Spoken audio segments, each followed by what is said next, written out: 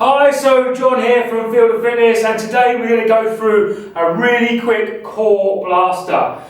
Remember, core is one of these big bang words that gets used, but essentially what we're going to do today is focus just on our kind of internal unit and what we call our rectus abdominis and our obliques. So again, normally you would do this at the end of any routine that you may have, but again can be done in isolation. So really important that you warm up before you start. And secondly, any back issues or generally any pain that you may encounter through the workout, then obviously you need to stop immediately. The first one we're going to go through is what we call a reverse curl. A reverse curl focuses on your lower abdominals first. So we're going to lay ourselves down onto our back.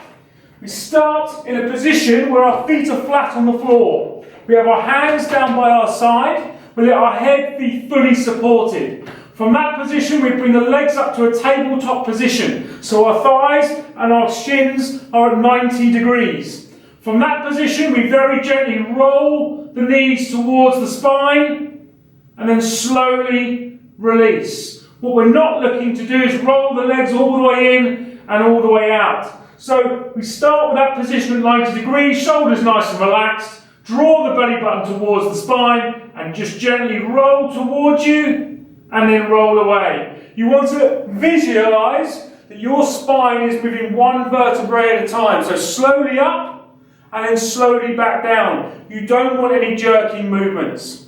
That particular exercise should be done normally between 3 or 4 sets of 10 to 12 repetitions. Keep it slow, keep it controlled, and what you're looking for is time under tension. So the muscles are contracted for as long as possible. We're then going to move into a Russian twist exercise. The Russian twist is starting with ourselves nice and upright, seated on the floor, knees bent and shins down with toes up. From that position, we extend the spine, we draw the belly button in, and very gently we rotate to one side, come back to the neutral position, and then rotate the other side. You can obviously make this a lot harder by having a dumbbell or a medicine ball or a kettlebell and go into that rotation.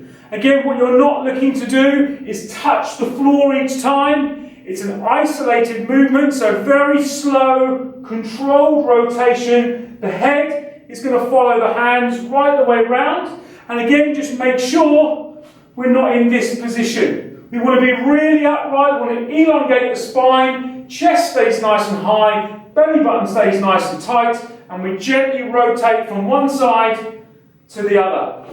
Again, on that particular exercise, you may want to do 3 sets of 10 each side, so that's 3 sets of 20 in total.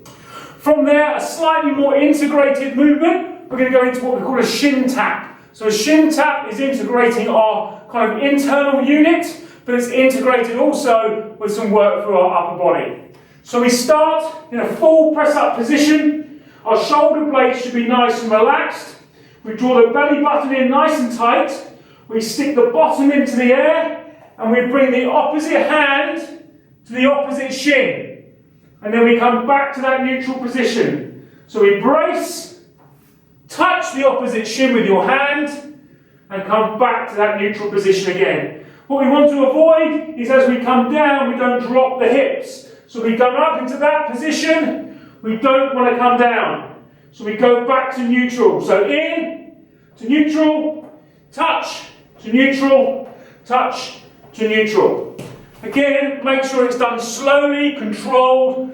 These days going through fast movements is not hugely effective. Keep it slow, keep it controlled, and again, keep that time under tension.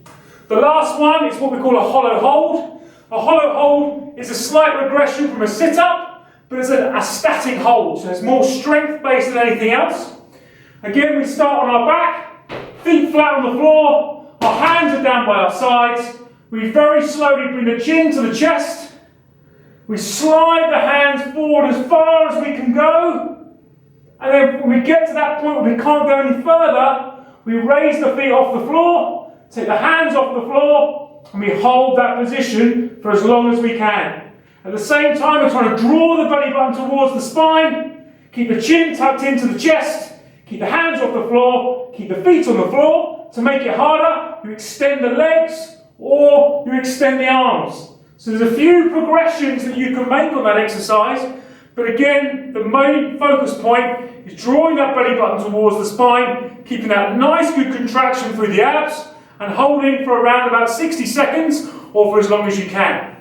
So those 4 exercises give you a really good bang for your buck when it comes to abdominal work, but just remember, you can't out-train a bad diet, so make sure you focus on that 360 approach, but these 4 exercises are great for your core.